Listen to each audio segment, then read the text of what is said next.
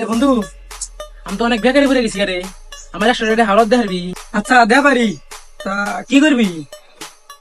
কি করি তুই দেখাবি নাকি? দে। তা কবে দিবি? বেশি ঠেকায় বললি কালকে দেবার পারি, আর যদি ঠেকা না বলি তাহলে আজকে দিয়ে দাম। কি করে? ও দে তাহলে দে। আচ্ছা দাও। আচ্ছা তাহলে ঠেকা। আচ্ছা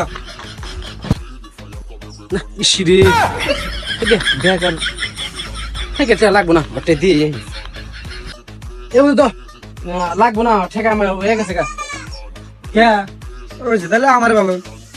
তাহলে আমার 100 টাকা দিবি না? আমি তোর 100 টাকা দিলাম। তোর আমি 100 টাকা দিবি কেন?